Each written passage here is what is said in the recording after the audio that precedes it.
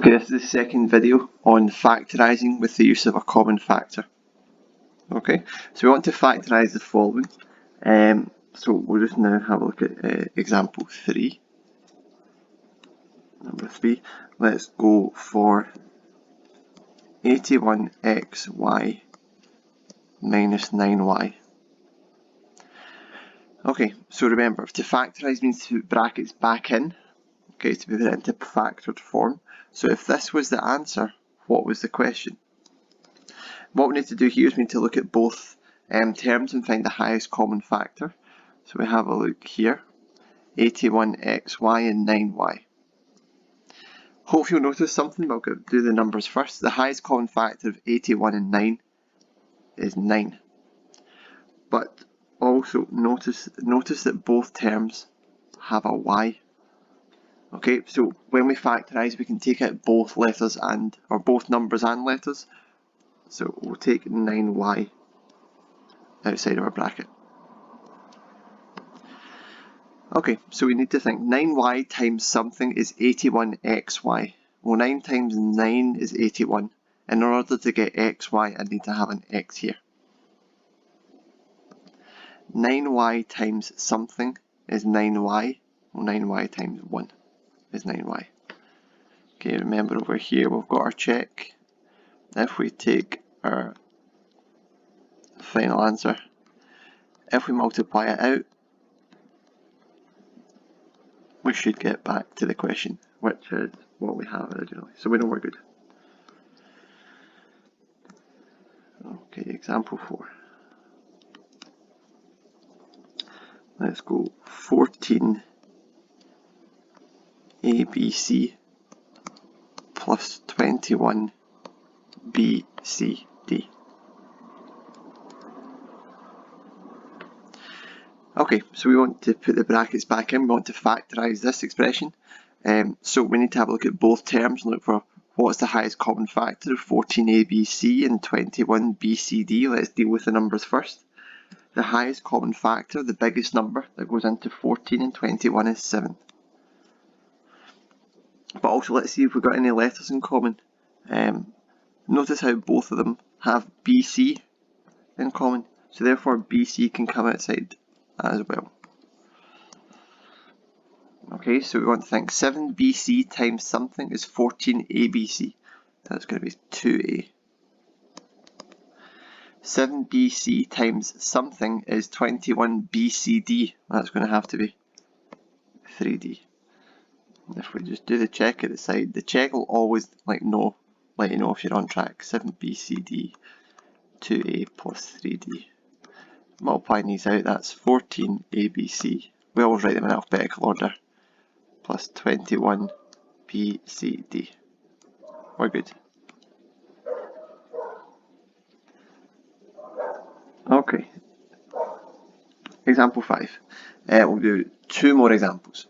Let's imagine we want to factorise x squared plus 7x. So if this was the answer, what was the question? We want to put the brackets back in.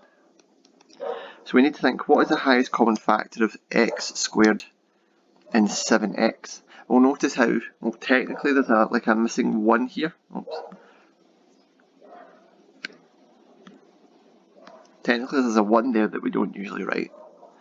But there's no numbers in common here. The highest common factor of both of these is 1, and we wouldn't write 1 outside of a bracket.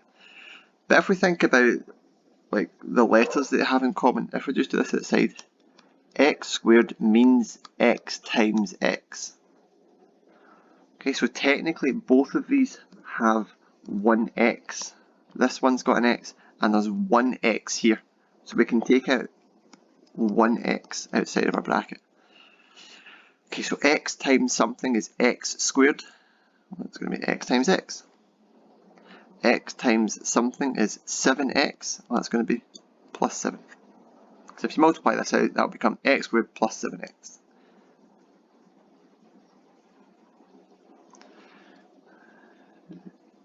Example 6. 24x subtract 8x squared. Okay, so we want to factorise this. We want to put the brackets back in. Okay, if that was the answer, what was the question?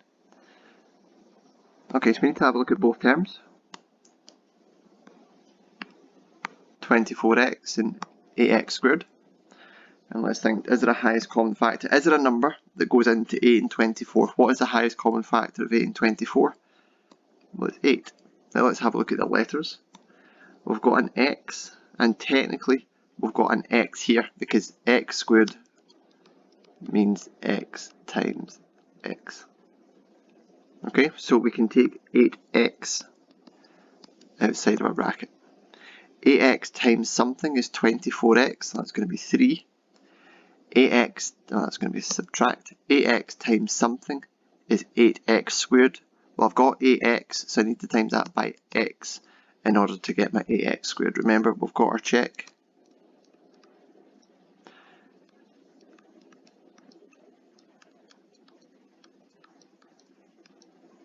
That's going to be 24x minus 8x squared, which is what we're looking for. You will always be able to tell yourself if you've got the question right.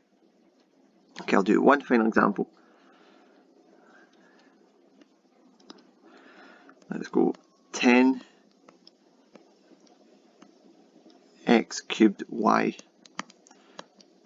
plus 15xy squared. Okay, so a wee bit more complex. We have a look at both terms, 10x cubed y, 15x squared y, and we want to find the highest common factor. What's the biggest expression that goes into both of these? Have a look at the numbers first. The biggest number, the highest common factor of 10 and 15 is 5. And hopefully you'll be able to notice that both have x's and y's.